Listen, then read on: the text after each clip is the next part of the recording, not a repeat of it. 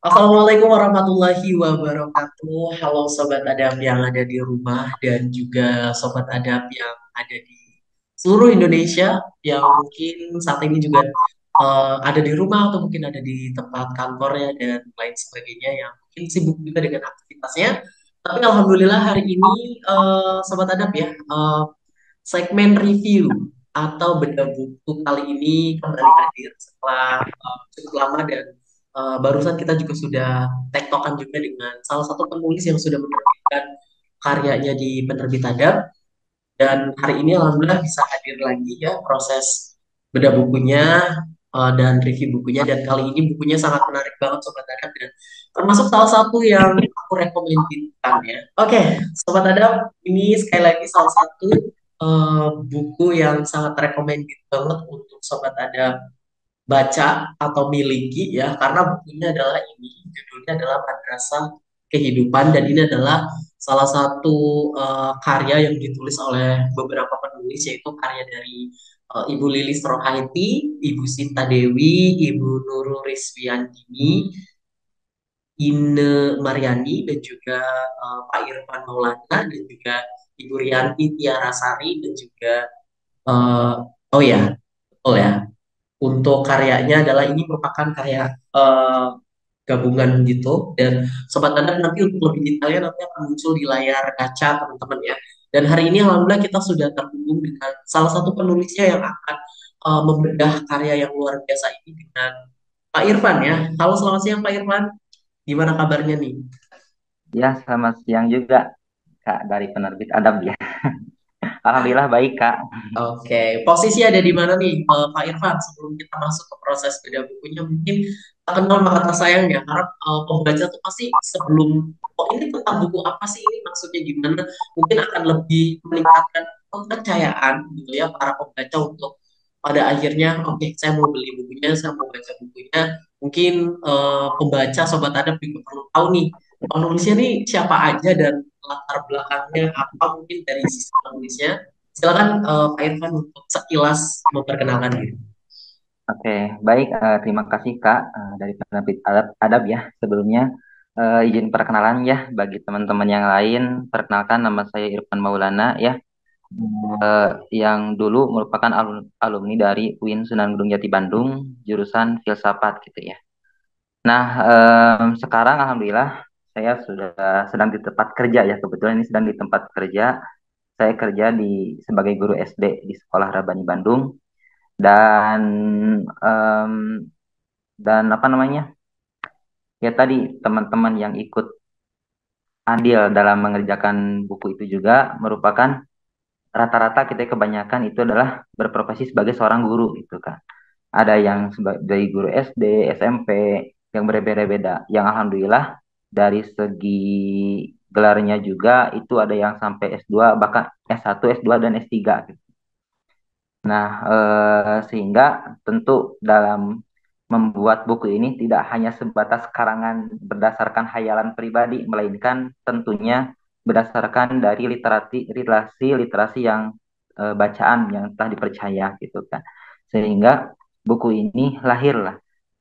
Kenapa tadi ya? Jadi bukan dari perorangan atau bukan dari satu orang gitu ya yang menciptakan buku ini, tapi ini buku gabungan atau bisa disebut sebagai buku antologi ya yang terdiri dari beberapa penulis.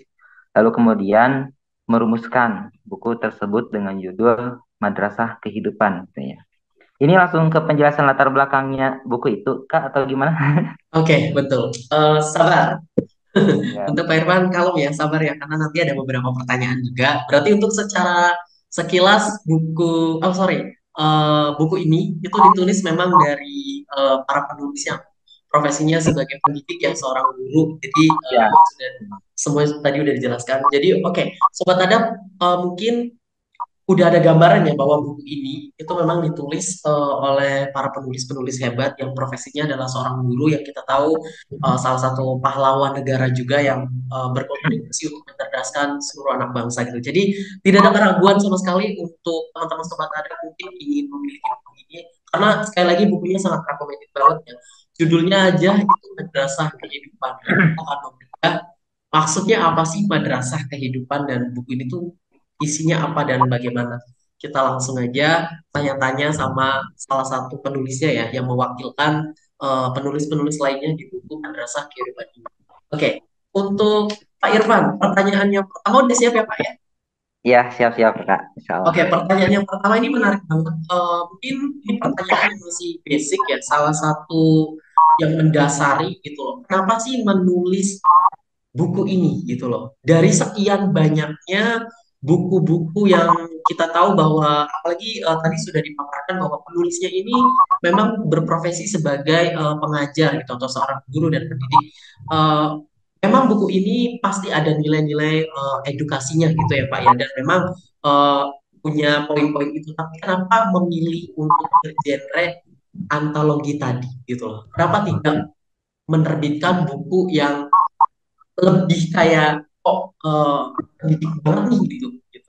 Boleh silakan dijelaskan Pak Irfan, apa ada latar belakangnya yang mendorongnya? Silakan.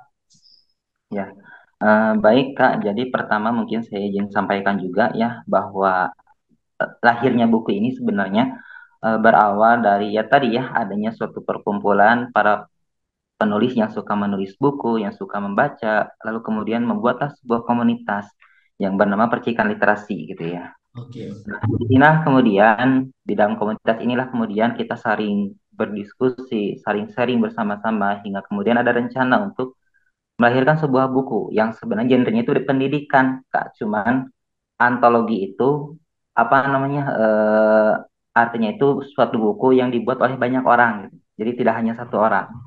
Nah, jadi genrenya emang mengarah kepada pendidikan. Sesuai dengan judul misalkan ya tadi Madrasah Kehidupan yang itu juga dimuat ke dalam salah satu judul di buku tersebut gitu ya. Madrasah Kehidupan dan juga judul yang lain. Namun kenapa misalkan kita mengambil judul ini? Ya tadi ya, pertama karena tadi profesi dari penulisnya juga merupakan titel seorang pendidik. Lalu kedua, melihat misalkan sekarang, kondisi zaman sekarang, di mana para pemuda, remaja, bahkan anak-anak gitu, banyak sekali gitu di antara mereka, kaum Z, gitu, generasi Z, atau ya tadi dari kaum anak sampai dewasa atau remaja ini, yang tadi pergaulan yang menyimpang gitu ya, banyak pergaulan sosial yang menyimpang, pergaulan yang tidak baik, sehingga ada motivasi dari komunitas gitu ya untuk kemudian membuat buku ini dengan berjudul tadi Madrasah Kehidupan. Kenapa namanya Madrasah Kehidupan? Ya, sebagaimana yang kita tahu ya, madrasah itu kan kalau misalkan kita maknai sebagai tempat pendidikan gitu ya, tempat Betul. pendidikan. Yang kita tahu kan tempat pendidikan secara umum itu kan tadi ya dari SD, SMA bahkan sampai perguruan tinggi. Namun jarang gitu ya orang mengenal bagaimana pendidikan dalam kehidupan sehari-hari gitu ya. Yang itu bukan hanya ada di sekolah ataupun di pendidikan tinggi, melainkan juga ada dalam kehidupan kita sehari-hari. Makanya madrasah kehidupan ini muncul sebagai sarana bagi orang-orang untuk belajar tentang kehidupan yang di dalamnya kita tidak hanya mempelajari tentang pelajaran umum seperti PS, IPA dan sebagainya, akan tetapi lebih kepada menginspirasi dan memotivasi diri kita agar bagaimana kita bisa menjadi manusia yang baik, manusia yang berprestasi sebagaimana yang Allah inginkan gitu ya. Jika selama ini kita di sekolah berusaha menjadi seorang murid yang berprestasi untuk guru, untuk sekolah, tapi di madrasah kehidupan ini kita berusaha untuk menjadi seorang murid, seorang manusia yang berprestasi di hadapan Allah Subhanahu wa taala. Gitu, Kak. Oke. Ada yang lain apa cukup untuk menjawab pertanyaan yang pertama, Pak? Eh, Kalau secara keseluruhan itu sih Kak untuk menjadi alasan kenapa buku ini diciptakan meskipun nanti di pembahasan yang lainnya akan dibahas bahwa isi buku ini tuh emang mengarah ke sana gitu ya agar bisa menjadi pelajaran bagi orang-orang atau bagi manusia terutama anak sampai kalangan remaja gitu ya agar dia bisa belajar tentang arti dan makna hidup sesungguhnya. Oh, wow, luar biasa. Baik, terima kasih Pak Irfan untuk sudah menjawab pertanyaan pertama. Untuk pertanyaan yang kedua ini juga masih nyambung dengan pertanyaan pertama ya Pak Irfan. Tahu tadi berdasarkan pemaparan dari Pak Irfan, kenapa sih salah satu yang di-highlight tadi adalah kenapa buku ini hadir? Karena melihat kondisi Gen Z, Gen Alpha, dan anak-anak zaman sekarang ada banyak beberapa ketimpangan dalam pergaulan dan lain sebagainya. Berarti itu adalah termasuk salah satu ide yang muncul dari Pak Irfan dan teman-teman yang lainnya pada akhirnya mendorong untuk menerbitkan karya ini gitu ya Pak. Tapi apakah ada ide yang benar-benar sangat mendesak sampai pada akhirnya Pak Irfan dan teman-teman di komunitas tersebut tuh kayak kayaknya memang perlu deh gitu karena ini udah terlalu urgent banget dan ini udah kayak sangat mengkhawatirkan gitu apakah terjadi di lingkungan sekitar atau mungkin di sekitaran yang maaf ya Pak ya mungkin ada kayak tetangga atau lain sebagainya yang makanya memang perlu banget terus pemberitaan dan lain sebagainya dan itu bagaimana gitu proses untuk menemukan ide tersebut. Apalagi kan tidak hanya satu kepala ya Pak ya, apalagi kan dalam satu karya biasanya kayak aduh mumet banget ya gimana, tapi ini banyak kepala gitu loh, sampai akhirnya setuju, oke, gitu. Boleh silakan Pak Irfan. Nangkep ya Pak ya pertanyaannya? Ketanggapan. Oke, silakan. Terima kasih atas pertanyaannya ya. Tadi ya, kalau tujuan yang pertama jelas ya, untuk bisa tujuan utamanya agar tadi manusia zaman sekarang atau orang-orang zaman sekarang itu bisa tersadarkan harapannya dengan adanya buku seperti ini gitu ya. Dan yang kedua, untuk bisa mengembangkan atau meningkatkan daya literasi orang-orang Hmm, zaman sekarang gitu, yang dimana literasi terhadap buku itu sekarang memang sudah kurang atau minim, bahkan lebih banyak sekarang para remaja atau orang-orang itu yang menggeluti literasi di media sosial gitu kan. Nah, harapannya buku ini juga nanti dapat memicu atau memotivasi orang-orang untuk bisa kembali membaca buku gitu ya. Terus yang ketiga, tadi ya mengenai ide yang begitu banyak dari orang-orang yang merumuskan buku ini. Nah, sebenarnya kami tadi ya apa namanya, ketika merumuskan buku ini dengan pendapat yang begitu berbeda-beda, tapi ketika kita tahu tujuannya sama gitu ya, hmm. dalam rangka agar eh, mendekatkan diri kepada Allah lah ya, esensinya ke sana gitu ya. Tapi alhamdulillah ketika misalkan ada suatu kumpulan dengan tujuan yang sama itu, tidak ada apa namanya, tidak ada bentrokan dan sebagainya, karena kami menulis buku ini dengan judul yang kami tuangkan sesuai dengan ide masing-masing gitu Pak, tapi merujuk kepada eh, tadi genre dari buku ini gitu ya. Misalnya, tadi kan di dalam buku ini tuh ada judul misalkan Madrasah Kehidupan, kemudian Murid Teladan, kemudian Saatnya Berperan, Bukan Baperan. Nah, itu sebenarnya adalah ide-ide dari masing-masing orang yang merumuskan buku ini, yang lalu kemudian apa namanya, kita kumpulkan dan jadilah buku ini. Gitu. Luar Gitu. biasa, terima kasih Pak Irfan. Terus ada ini ya Pak, kayak tantangan tersendiri gitu. Sekali lagi, buku ini kan ditulis masing-masing nih idenya gitu, walaupun memang tujuannya ketemu nih pendidik gitu untuk mendidik dan memberikan edukasi pada pembaca gitu ya. Tapi ada nggak tantangan tersendiri yang tiap masing-masing penulis gitu, terutama sudut pandang Pak Irfan ketika penyusunan karya itu, aduh ini kayaknya tantangan yang beratnya tuh di bagian ini ya, atau idenya ini kayaknya takut menyinggung atau gimana gitu. Boleh diceritakan Pak Irfan? Silakan. Ya, ya pastilah tentu ada ya, apa namanya, karena kami juga ketika merumuskan buku ini tuh meskipun misalkan dengan ide dan sudut pandang yang berbeda, tapi tetap adanya diskusi gitu kan. Tapi diskusi ini tuh bukan untuk apa namanya, menghancurkan ide kita sebelumnya atau misalkan mengganggu ide kita yang sebelumnya, justru malah memperbaiki gitu ya dari ide-ide yang muncul, lalu kemudian apa namanya, dievaluasi hingga melahirkanlah isi yang itu teh tidak mengubah apa namanya, sesuai dengan kaidah pembuatan buku, tapi tidak sesuai tapi tetap pada ide yang sebelumnya gitu Pak. Kayak misalkan seperti ini, kami pun tetap mengadakan evaluasi dari mulai diksi katanya, dari mulai pembahasannya dan sebagainya, hingga akhirnya ketika dalam merumuskan buku ini pun bisa terlaksana dengan baik. Jadi kita ide masing-masing, tapi ketika membuatnya bersama itu ada evaluasinya. Itu Kak. Oke.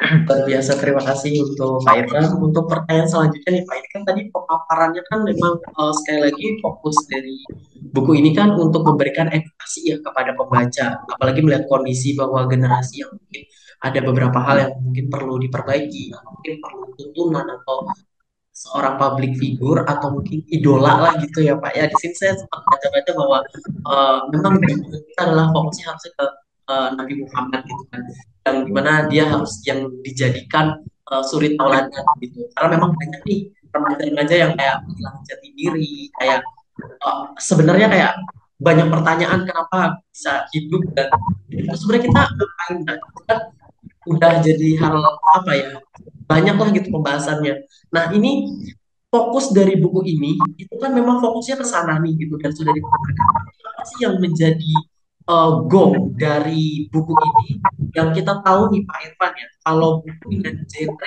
yang seperti buku Madrasah Kehidupan gitu kan, let's say aja kayak self improvement, terus kayak antologi itu kan banyak ya Pak Irfan ya.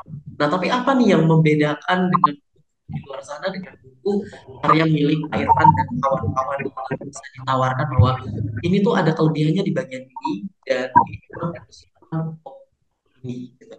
Boleh silakan Pak Irfan. Oke, baik. Kalau misalkan saya sedikit mungkin ya menukil dari beberapa bagian dari buku itu gitu ya, yang menjadi kelebihan dari buku yang lain gitu, Kak. Jadi buku itu gitu ya, buku Madrasah Kehidupan ini kita buat dengan upaya untuk menyesuaikan bahasa Hmm. buku, apa namanya, bahasa bukunya ini dengan bahasa yang sekarang Jangan gitu sampai. ya, zaman sekarang, sehingga tidak terlalu baku ataupun misalkan tidak terlalu kasar dan sebagainya, tapi emang emang benar cocok dengan zaman sekarang. Bahkan di dalam judul yang saya buat itu Kak, contohnya misalkan yang apa, saatnya berperan nih, bukan baperan.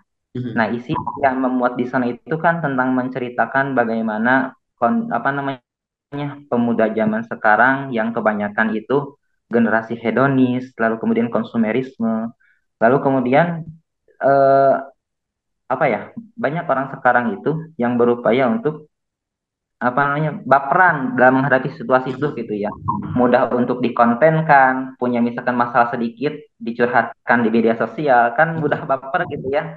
Nah, tapi ketika di dalam buku ini saya mencoba untuk menulis bagaimana nih agar baper tersebut menjadi peran bagi seseorang. Nah, akhirnya orang-orang pun yang tadinya daripada kita misalkan baperan dalam sesuatu hal yang tidak penting, lebih baik kita berperan gitu ya untuk sesuatu yang Hmm. lebih penting gitu ya. Nah, makanya buatlah. Lalu kemudian saya pun di sana apa namanya, selain membuat latar belakang dari judul tersebut, di sana juga saya memuat tentang bagaimana Rasulullah SAW gitu ya, figur umat Islam gitu ya, yang selama ini mungkin orang awam tahu bahwa Nabi Muhammad itu sebatas orang yang hanya dakwah kemana-mana, misalnya dengan pakai gamis dan sebagainya. Tapi di sini saya coba buat bagaimana Nabi Muhammad itu ternyata bisa relate loh dengan kondisi zaman sekarang. Makanya di sana saya apa namanya, memberikan contoh bagaimana Nabi Muhammad sebagai seorang politikus, seorang inspirator, lalu kemudian seorang komandan perang, seorang ekonomi dan sebagainya. Jadi memberikan apa namanya, apa, berusaha untuk menggambarkan kembali sosok Nabi Muhammad yang itu relate dengan zaman sekarang yang seperti itu gitu Kak. Sehingga orang-orang tuh ketika misalkan membaca buku ini, harapannya selain tadi dengan bahasanya yang juga Dan menyesuaikan dengan disesuaikan. zaman sekarang ya, yang kedua harapannya memahami kembali bagaimana figur seorang Nabi Muhammad itu ternyata bisa relate loh dengan orang-orang zaman sekarang. Jadi bukan sosok figur yang apa namanya, baku, yang misalkan apa, sulit untuk kemudian bergaul dan sebagainya. Tadi di buku ini saya membuat untuk itu, sehingga harapannya Nabi Muhammad ini bisa menjadi contoh yang eh, kompatibel dengan zaman sekarang itu. Oke, Itu luar Kak. biasa. Terima kasih Pak Irfan. Ini menarik banget nih. Berarti kalau kita, ini pertanyaan selanjutnya Pak ya, kalau kita berbicara soal target segmentasi, tadi kan udah bahas soal buku buku ini kayak mengarai ide tujuannya ini dan harapannya ini. Tapi berarti apakah target segmentasi buku ini memang dikhususkan untuk mereka-mereka yang notabene maaf tanda kutip yang sudah merasa mengalami kehilangan arah atau mungkin ada yang salah nih di dalam dirinya sadar tapi kayak bingung mau nanya takut gitu. Jadi ujung-ujungnya bikin status story dan lain sebagainya terus tiba-tiba kayak berhenti. Nah itu memang apakah dikhususkan untuk orang-orang yang sudah seperti itu? Apakah belum juga nggak apa-apa?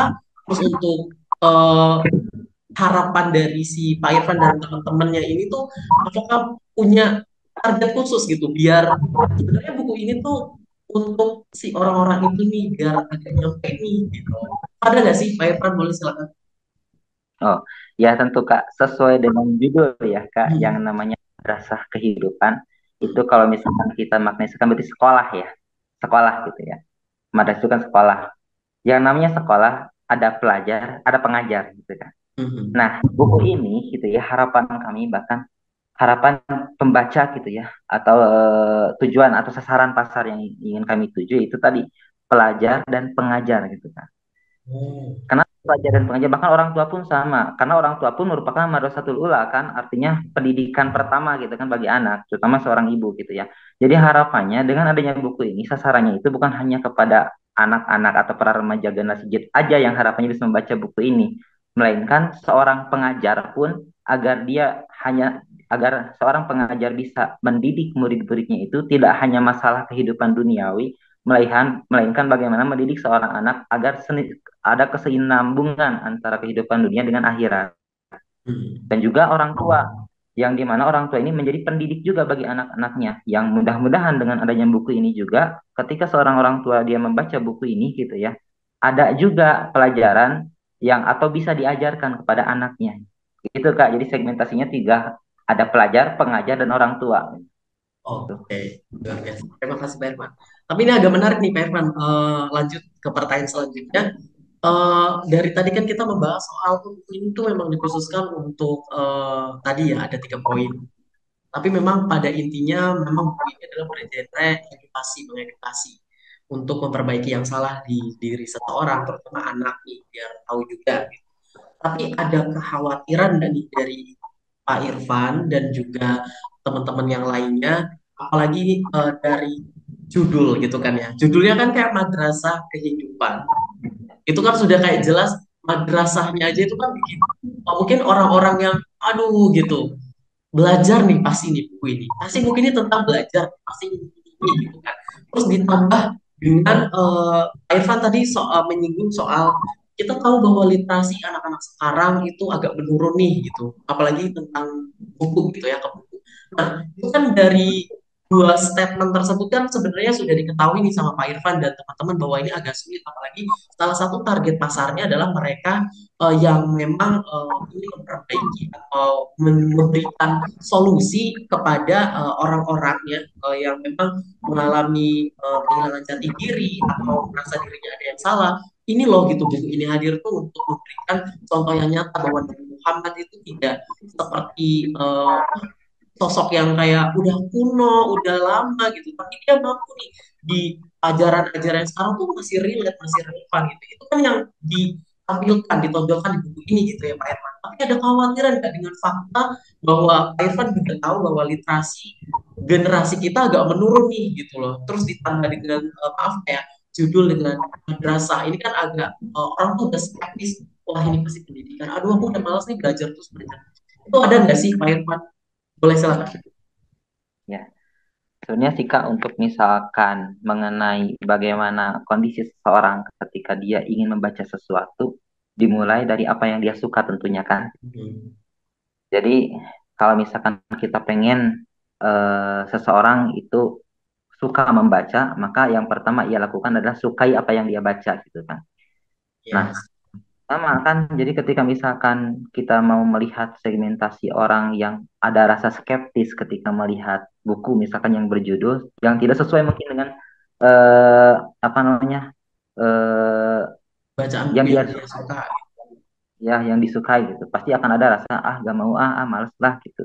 Akan tetapi kan tidak semua orang seperti itu. Akan ada mungkin beberapa orang yang justru eh, bisa untuk mau membaca hal itu, terutama orang-orang yang dia tuh suka apa namanya, bukan hanya suka apa yang dia baca, tapi suka dengan membaca. Hmm. Sehingga kalau misalkan kita mengacu pada hal seperti itu, akan ada beberapa kategori orang. Ada orang yang suka baca apa yang dia suka, ada orang yang suka membaca apapun yang dia baca gitu kan. Terutama kan khususnya karena buku ini dikhususkan para pelajar atau para pengajar, dan tentu seorang pengajar pun ketika melihat misalkan ada buku ini ada ketertarikan untuk ingin membaca gitu. Adapun bagi yang mungkin belum ada ketertarikan, ya apa namanya, itu kembali gitu ya kepada orangnya sendiri. Akan tetapi upaya yang kami lakukan adalah mencoba untuk memarketingkan buku ini dengan cara yang sebaik-baiknya. Jadi bukan hanya dengan mempromosikan buku, melainkan bagaimana agar isi buku ini bisa terpromosikan secara media gitu. Sehingga dibuatlah konten-konten yang isinya memuat buku-buku seperti ini. Yang harapannya kan biasanya kan orang tuh ada ketertarikan baca ketika dia nih, oh ini ada yang tertarik nih ketika ketika melihat isi bacaan. Apalagi misalkan sekarang di media sekarang gitu ya, banyak beberapa tulisan-tulisan yang mungkin cuman menarik satu halaman, tapi karena itu menarik, Viral akhirnya gitu ya. ya, viral, cari judul dan sebagainya.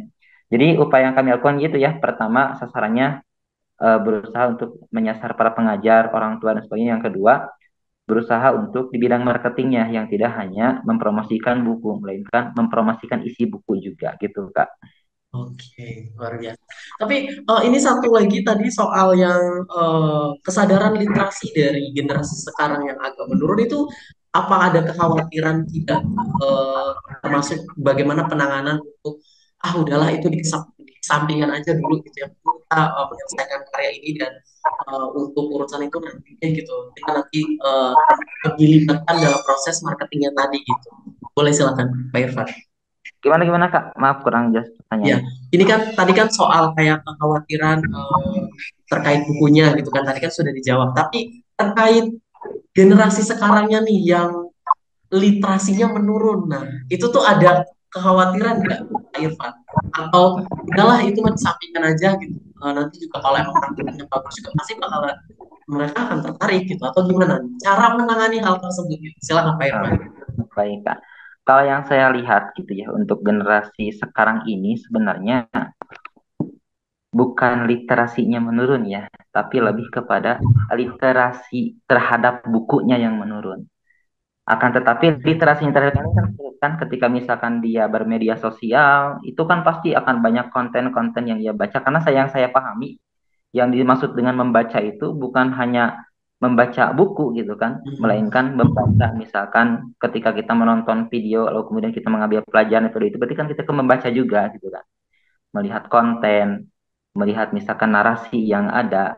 Nah, begitupun sekarang, zaman sekarang gitu ya. Jadi yang menurun itu adalah literasinya terhadap buku gitu ya. Tapi literasinya, apa namanya, aspek literasinya itu tidak menurun. Justru sekarang tuh lebih meningkat. Karena apa? Karena fokusnya terhadap media sosial. Bahkan hampir semua orang gitu ya, di Indonesia khususnya banyak sekali orang yang punya gadget, yang dengan gadget itu mereka pun di sana melihat konten, menonton dan sebagainya. Bahkan saya tuh kadang adalah teman kita, beberapa teman-teman saya yang dulunya dia ketika sekolah gak suka baca, tapi sekarang justru dia tuh membuat sebuah curhatan di media sosial yang itu dia tukil dari bacaan yang dia apa konten yang dia baca dari media sosial gitu kan. Berarti kan di sana juga kita udah melihat gitu ya, bahwa pasar orang zaman sekarang itu meskipun misalkan dari literasi bukunya itu minim, tapi ketika misalnya kita berusaha untuk mengangkat buku ini ke konten digital, itu pasti akan mudah dibaca, bahkan suka untuk dibaca banyak orang. Itu Kak. Ya luar biasa, ini menarik banget nih Pak Irfan, terima kasih atas statementnya karena mungkin sobat ada di rumah yang saat ini sebagai penulis pemula gitu ya, yang mungkin ada khawatiran mau menulisnya kapan, memulainya kapan, bahkan udah ada kayak khawatiran kira-kira bakalan laku nggak ya bukunya, kira-kira bakalan eh, rame nggak ya gitu. Nah semoga jawaban dari Pak Irfan ini juga bisa membantu mereka yang nonton ya sebagai penulis pemula, bahwa saya percaya bahwa setiap karya itu, setiap buku pasti menemukan pembacanya masing-masing, gitu ya Pak ya. Jadi urusan itu udahlah gitu, belakangan dulu sampaikan karena zaman sekarang gampang kok gitu. Yang penting bagaimana cara kita mengangkatnya dan mempromosikannya, gitu ya Pak Irfan ya. Luar biasa.